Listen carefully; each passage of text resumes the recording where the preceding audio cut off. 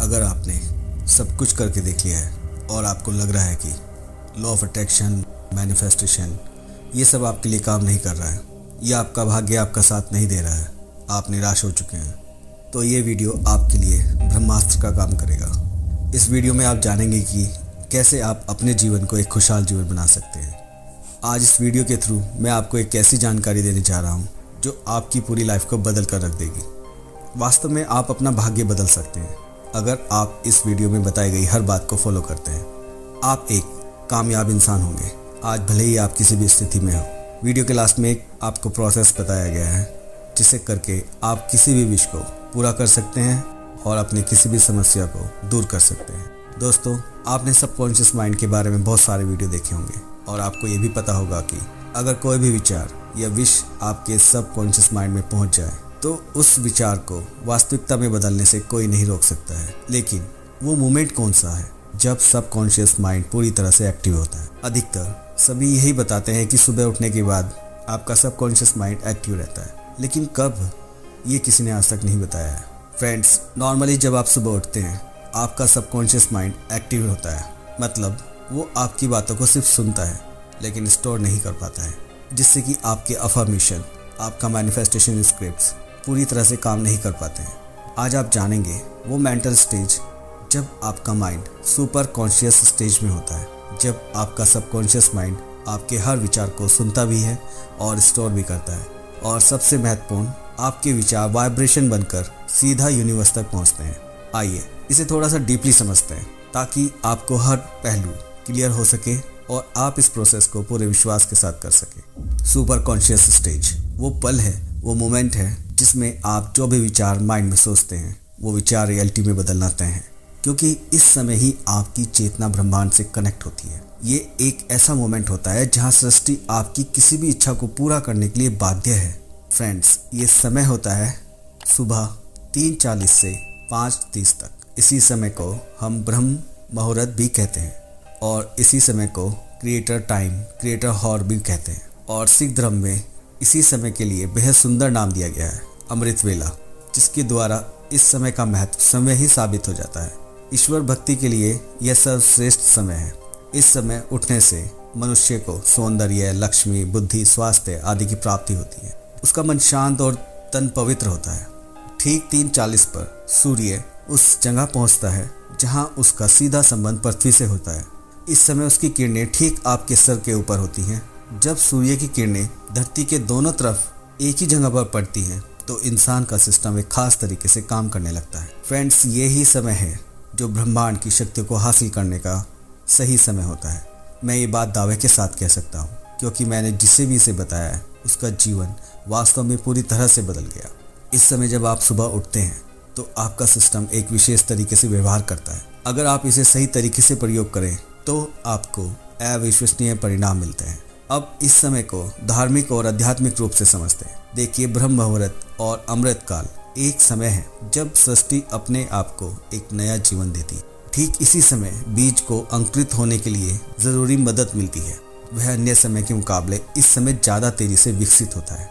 ज्योतिषों का कहना है एक दिन में कुल 30 मुहूर्त होते हैं, लेकिन सबसे शक्तिशाली मुहूर्त ब्रह्म मुहूर्त ही होता है। ब्रह्म मुहूर्त आध्यात्मिक, शारीरिक और मानसिक हर तरह से आपके अंदर एक नई ऊर्जा का संचार करता है। यह वह समय है जब देवता धरती लोक पर विचरण करते हैं। रामायण के अनुसार रावण की लंका में स्थित अशोक वाटिका में हनुमान जी ब्रह्म मुहूर्त में ही पहुंचे थे और उन्होंने सीता माता द्वारा किए जा रहे मंत्रों के उच्चारण की आवाज सुनी थी और उनका ध्येय सफल तरीके से पूरा हुआ था।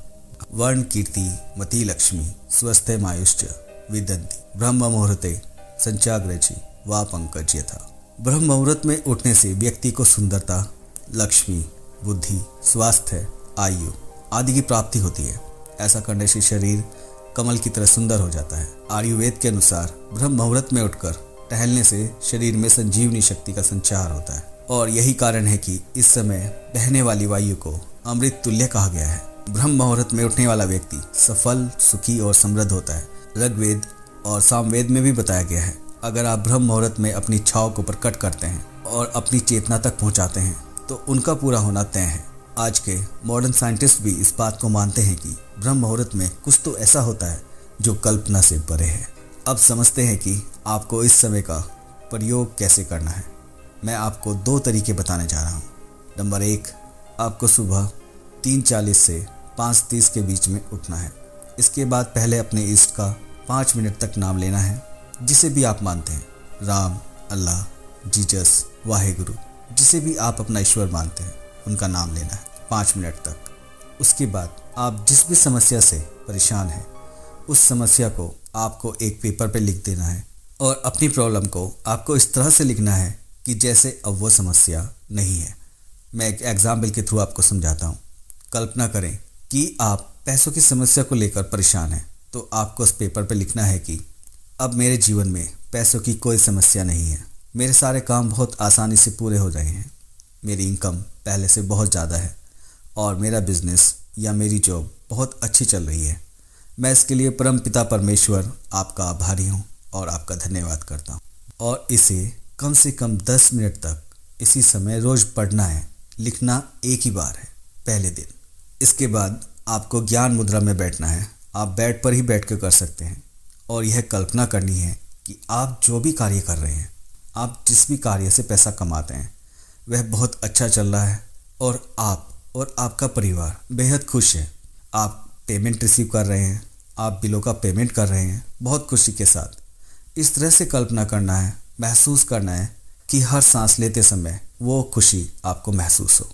देखिए, जब आप इस समय उठकर अपना ध्यान अपनी इच्छा पर लगाते हैं और अपनी इच्छा को विजुलाइज करते हैं और महसूस करते हैं, तो वह इच्छा एक वाइब्रेशन बनकर ब्रह्मांड तक पहुंचती है। जैसे ही आप इसे कुछ समय तक करेंगे, आपको जीवन में कहीं ना कहीं से कोई ना कोई रास्ता जरूर बनेगा, कोई ना कोई हेल्प आपके पास ज़रूर आएगी। आपको 10 से 15 मिनट तक ये मेडिटेशन करना है। दूसरा तरीका, इसे करने के लिए आपको सुबह 3:40 से 5:30 के बीच में ही उठना है और इसके बाद आपको अपने इष्ट का, अपने ईश्वर का 11 मिनट तक नाम लेना है और 11 मिनट के बाद आपको अपनी इच्छा को 3 बार बोलना है। जो भी आप चाहते हैं उस इच्छा को आपको 3 बार बोलना है। फ्रेंड्स, जैसे अभी सर्दियाँ चल रही हैं, तो आप ये बेड पर बैठकर भी कर सकते हैं। इसमें नहाना कोई ज़रूरी नहीं है, बस आप मन से साफ रहें और आपको इसे करने से पहले कुछ भी खाना नहीं है और कोई भी दूसरा विचार मन में ना आने दें। शुरुआत में आपको थोड़ी परेशानी हो सकती है, लेकिन आप इसे जब 7 दिन तक करेंगे तो आपको इसका असर खुद ब खुद दिखने लगेगा। मैंने अब तक जिनको भी ये बताया है, उनमें से कई के साथ पहले दिन में ही कुछ ऐसा हुआ है जिससे उनकी समस्या पूरी तरह से सॉल्व हो चुकी है। ये अब आपके ऊपर है कि आप कितने डिवोशन के साथ इसे करते हैं, कितने विश्वास के साथ करते हैं। ये सारा प्रोसेस 20 से 25 मिनट का है। आप करके देखें, आपको लाभ जरूर मिलेगा। यहाँ तक साथ देने के लिए आपका धन्यवाद।